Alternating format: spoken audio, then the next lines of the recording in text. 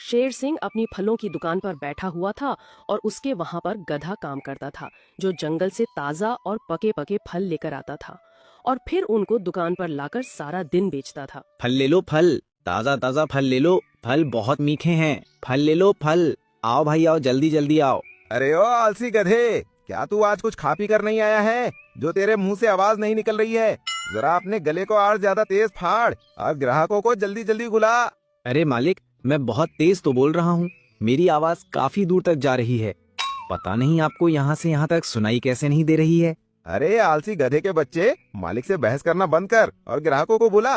जब देखो हर बात का उल्टा जवाब देता है, आलसी कहीं का। गधा सारे दिन दुकान पर फल बेचता और सुबह होते ही जंगल से ताजा ताजा फल लेकर आता। आज तो मैं मालिक से कह कर ही रहूंगा कि मेरी पगार बढ़ा दे। मैं सारा दिन इतनी मेहनत से फल लेकर आता हूँ और फिर उनको सारा दिन दुकान पर बेचता हूँ, फिर भी वो कंजूस शेर मेरा पगार नहीं बढ़ता। आज तो कुछ भी हो जाए, मैं उससे कह कर ही रहूंगा कि मेरा पगार बढ़ाओ।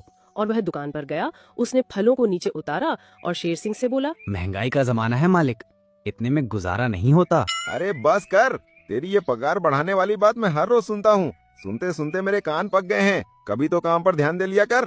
जब देखो हर वक्त पगार बढ़ने को ही कहता है।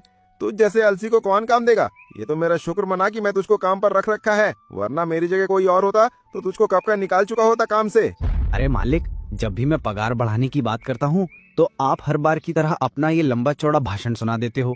अरे आजकल इतनी तनख्वाह में होता क्या है? या तो आप मेरी पगार बढ़ा दो या मैं आपकी दुकान को छोड़कर चला जाऊंगा। हाँ हाँ जाओ। और ये धमकी किसको दे रहे हो? तुम्हारे बगैर क्या मैं भूखा मर जाऊंगा? मेरे फलों की दुकान तब भी ऐसे ही चलेगी। और वह कंजूस मालिक उस मेहनती गधे को नौकरी से निकाल देता है। अरे लकी, तूने उस मालिक से झगड़ा करके ये क्या कर दिया? उसने तो तुझको नौकरी से निकाल दिया। अब तू क्या करेगा? अब तेरा परिवार क्या खाएगा? और लकी निराश होकर अपने घर लौटा। लकी को जल्दी आता देख उसकी बीवी ने लकी से सवाल किया, अजी आज तो आप बहुत जल्दी आ गए। आपके मलिक ने आपको इतनी जल्दी घर आने दिया या आपको कोई परेशानी हो गई तब आ गए? वैसे भी वो आपका मलिक तो इतना कंजूस है कि आपको परेशानी में भी आने नहीं देगा। फिर आप कैसे आए हो? मत पूछ सरला, कुछ भी। आज मालिक से मेरी लड़ाई हो गई पगार को लेकर। मैं सारा दिन इतनी मेहनत से काम करता हूँ। मैंने मालिक से कहा कि मेरी पगार बढ़ा दो, उन्होंने नहीं बढ़ाई तो मैंने खुद उनकी नौकरी को छोड़ दिया।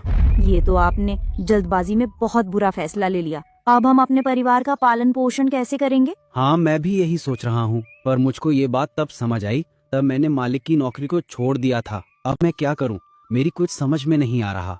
अजी आप इतनी मेहनत से काम करते हो तो आप खुद ही अपनी एक फलों की दुकान लगा लो। हमको नौकर भी नहीं रखना पड़ेगा। आप सुबह फल लेकर आ जाना और सारा दिन उनको बेचना। इससे हमको अच्छा मुनाफा भी होगा। अरे वाह सरला, तुमने कितना भयानक सुझाव दिया है। ये बात तो मेरी बुद्धि में आई नहीं कि मैं इतना मेहनती हूँ और मैं अपनी दुकान खुद भी खोल सकता हूँ। अब मुझको किसी के यहाँ पर काम करने की जरूरत नहीं है। मैं खुद ही अपनी फलों की दुकान लगाऊंगा। और जैसे ही सुबह हुई, गधा फल लेने के लिए चला जाता है और वह बहुत सारे फल लेकर आता है और अपनी एक अलग दुकान लगा लेता है। फल ले लो फल, ताजे ताजे फल, बहुत मीठे मीठे फल हैं, फल ले लो फल। अरे लकी भैया, जरा मुझको एक टोकरी फल तो देना। आज मेरे बच्चे फल खाने की जिद कर रहे हैं। कह रहे हैं कि घास खाते खाते मन भर गया है, कुछ मीठा खाने को लेकर आओ। इसलिए तुम्हारे ताजे ताजे फल लेने आई हूँ। जरा एक टोकरी देना तो। हाँ हाँ बकरी बहन, अभी मैं तुमको एक टोकरी फल देता हूँ और मैं तुमको 2-4 फल ज्यादा ही दूंगा क्योंकि तुम मेरी पहली ग्राहक हो। और बकरी लकी से फल लेकर चली जाती है। तभी वहाँ पर बल्लू आ जाता है। अरे लक्की भाई ला, आज कुछ फल ही खिला दे। बहुत देर से घूम रहा हूँ, खाने को मीठा शहद तो मिला ही नहीं, पर मैंने सोचा लक्की के फल किसी शहद से कम थोड़े हैं। ला जल्दी से मुझे फल दे, मुझको मीठे की भटभटी आ रही है। और भालू ने मीठे मीठे फल खाए और खाकर भालू का मन खुश हो गया। अरे वाह लक्की, तुम्हारे फल तो सच में शहद से भी मीठे हैं। भला इतने मीठे फल लाते कहाँ से हो? हमको तो नहीं मिलते। बस बल्लू भाई, दया है उस ईश्वर की, कहीं ना कहीं से ले ही आता हूँ। बहुत बड़ा जंगल है, कहीं ना कहीं मिल ही जाते हैं। अरे लक्की, पहले तुम उस शेर सिंह के वहाँ पर काम करते थे, वो दुकान तुमने क्यों छोड़ दी?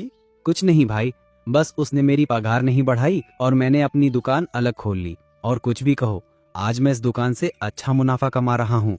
अगर मैं उसके वहाँ काम करता तो इतना साल भर में भी नहीं कमा पाता जितना आज मैं महीने में कमा लेता हूँ। लकी की दुकान बहुत अच्छी चल रही थी, लेकिन दूसरी तरफ कंजूस शेर सिंह की दुकान पर एक भी ग्राहक नहीं था। वह बहुत ज्यादा दुखी हो गया था। अरे आज तो कमबख्त एक भी ग्राहक दिखाई नहीं दे रहा है। पता नहीं जानवरों ने फल खाने छोड़ दिए हैं क्या? अरे शेर सिंह, किसी भी जानवर ने फल खाने नहीं छोड़े हैं, बल्कि जानवरों ने तो फल खाने और ज्यादा कर दिए हैं। क्या का फल खाने ज्यादा कर दिए हैं? लेकिन मेरी दुकान से तो कोई भी जानवर फल लेकर नहीं जाता। फिर वो फल कहाँ से लेकर खाते हैं? अरे शेर सिंह, तुमको नहीं पता क्या? तुम्हारे पुराने नौकर लक्की ने अपनी नई फलों की दुकान खोली है। बस सारे जानवर उसी से फल लेते हैं। कुछ भी कहो, बहुत मीठे फल होते हैं उसके। अरे तभी तो मैं सोचूं कोई भी जानवर मेरे पास फल लेने क्यों नहीं आता। और शेर सिंह उस लकी की दुकान पर जाता है। और लकी, बताओ क्या हो रहा है? कैसी चल रही है तुम्हारी दुकान? लकी, तुम्हारे तो भाग खुल गए, लेकिन मेरे तो भाग फूट गए। तुम्हारे जाने के बाद मेरे फलों की दुकान पर एक भी ग्राहक नहीं आता। बेटा चल अपनी पुरानी वाली दुकान पर चल, मैं तेरी पगार भी बढ़ा दूंगा और तुझको आलसी भी नहीं कहूंगा। नहीं सेठ जी, अब मैं तुम्हारी उस पुरानी वाली दुकान पर नहीं जाऊंगा। जितना मैं अब कमा रहा हूँ उतना आप मेरी पगार नहीं बढ़ा सकते। अगर मैं आपके यहाँ साल भर भी काम करूँ तो भी मैं इतना पैसा नहीं कमा सकता जितना आज मैं महीने में कमा लेता हूँ। लकी की बात सुनकर शेर सिंह को बहुत बुरा लगता है, लेकिन उसको खुद के बर्ताव पर भी पछतावा होता है। अगर मैंने उस लकी को बुरा भला नहीं कहा होता तो आज मैं जंगल का सबसे बड़ा फलों का व्यापारी होता। लकी इतनी मेहनत से मेरी दुकान पर काम करता था और मैं पूरा दिन उस पर रौब झाड़ता था। ये सब मेरी ही गलती है जिसका मुझे बहुत पछतावा हो रहा है। और शेर सिंह पछताते हुए धीरे धीरे घर में जा रहा होता है। शेर, भालू, बकरी, हाथी, ये सभी अपने अपने घरों में सो रहे थे। तभी उनके घरों के ऊपर से एक अजीब सी चीज निकल कर गई और वो जंगल के राजा शेर के घर के ऊपर रुक गई, जिसे बहुत तेज प्रकाश निकल रहा था और उसकी आवाज से शेर की नींद खुल गई। शेर की नींद खुलते ही वो अजीब सी चीज पल भर में वहाँ से गायब हो गई। अरे ये आवाज किसकी थी? जंगल में ऐसी आवाज तो पहले कभी नहीं सुनी। मुझे ऐसा प्रतीत क्यों हो रहा था कि जैसे कोई मेरी झोंपड़ी पर अपनी निगरानी बनाए हुए हो। कुछ तो था मेरी झोंपड़ी के ऊपर जो पल भर में गायब हो गया। अब तो उसकी आवाज भी सुनाई नहीं दे रही है। और जैसे ही सुबह हुई तो बकरी जोर जोर से रो रही थी। अरे मैं तो लुट गई, मेरा सब कुछ चोरी हो गया। पता नहीं कौन था, मेरा सब कुछ लूट कर ले गया। मैं बड़ी मुश्किल से अपनी बड़ी बेटी की शादी के लिए धन इकट्ठा किया था, सब चला गया। हे भगवान, अब मेरी बेटी की शादी कैसे होगी? बिना धन के मेरी बेटी से कौन शादी करेगा? अरे क्या हो गया बकरी? तुम इतनी जोर जोर से क्यों रो रही हो? और तुम रोते हुए कह रही थी कि किसी ने तुम्हारी चोरी कर ली।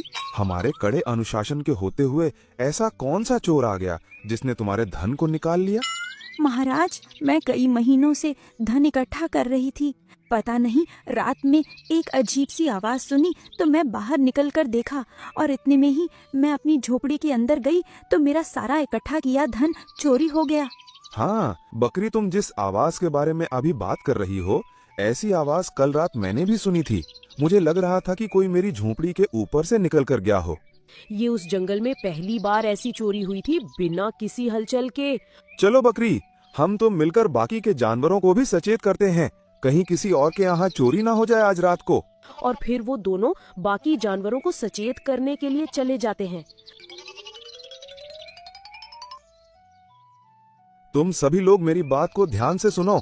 कल रात को बकरी के घर में चोरी हो गई है और चोरी करने वाला इतना शातिर है कि पलक झपकते ही चोरी कर लेता है और किसी को महसूस भी नहीं होने देता। अरे आप ये कैसी बात कर रहे हो महाराज? भला आपके रहते हुए हमारे जंगल में चोरी कैसे हो सकती है? आपने तो चोरी को लेकर बहुत कड़े नियम बना रखे हैं, फिर चोरी कैसे हो गई? कौन था चोर? महाराज, पता नहीं कल रात मैंने एक अजीब सी आवाज सुनी थी और जैसे ही मैं नींद से जगा तो वो आवाज सुनाई देना बंद हो गई। महाराज, ऐसी चोरी तो हम पहली बार देख रहे हैं।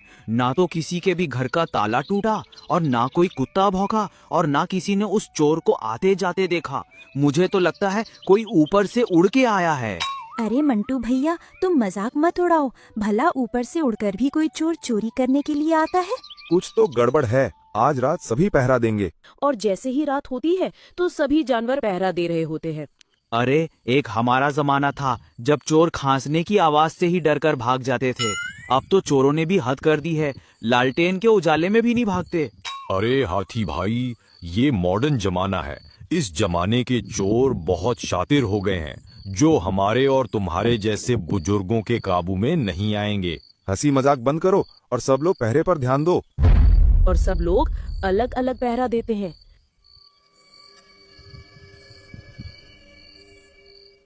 आधी से ज्यादा रात गुजर चुकी थी और हाथी बकरी से कहता है, अरे बकरी बहन, तुमको कुछ दिखाई दिया या नहीं? मुझको तो पहरा देते देते नींद आ रही है। नहीं हाथी भैया, अभी तो कुछ नहीं मिला, लेकिन तुम सोना मत, ढूंढते रहो। तभी उनको ऊपर से कुछ उड़ने की आवाज आती है। अरे वो देखो, वो अजीब सी चीज उड़कर जा रही है, लेकिन पंख नहीं दिख रहे हैं इसके। कहीं ये कोई भूत पिशाच तो नहीं?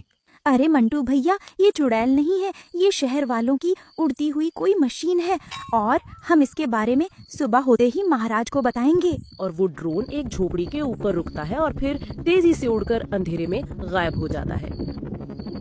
और फिर सुबह होती है तो बकरी और हाथी जंगल के राजा शेर के पास आते हैं। महाराज, महाराज, हमने कल रात को एक उड़ती हुई चीज देखी। वो कोई परिंदा नहीं था, वो एक उड़ती हुई मशीन थी। अरे तुम कहना क्या चाहती हो?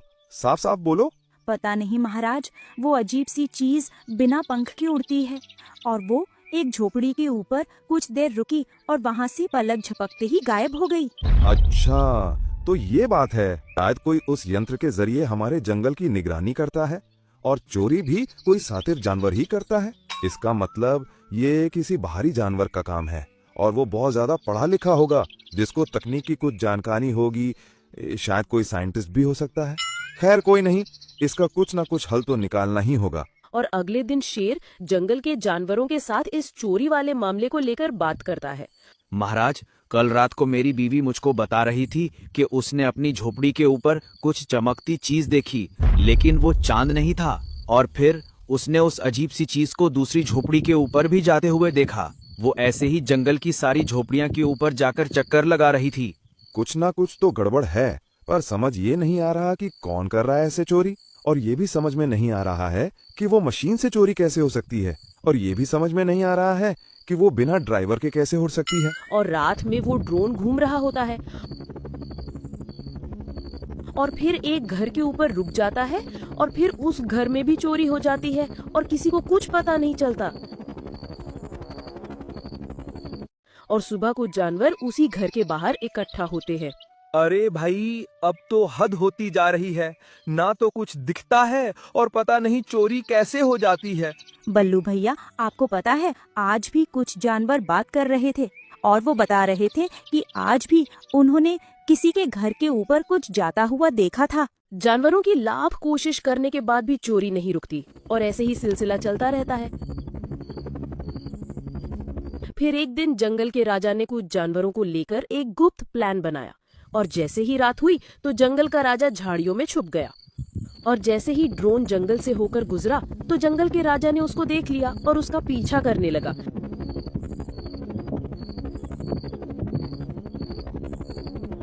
शेर को पीछा करते देखा बकरी और हाथी भी महाराज के पीछे चले जाते हैं और उस ड्रोन का पीछा करने लगते हैं। और वो तीनों अलग अलग रास्ते से आते हैं और जंगल की बीचों बीच आकर देखते हैं दो गधे खड़े हुए होते हैं, और उनमें से एक के पास ड्रोन का रिमोट कंट्रोल होता है, और शेर जाकर उनको दबोच लेता है। उन दोनों के पकड़े जाने के बाद जानवरों की पंचायत होती है। अरे ये थी वो मशीन जिसके जरिए वो दोनों चोर चोरी करते थे। अरे भाई, पहले तो लाठी और टॉर्च ही काफी थी चोर को भगाने के लिए। अब तो लगता है मोबाइल और इंटरनेट के साथ साथ तकनीकी भी सीखनी पड़ेगी।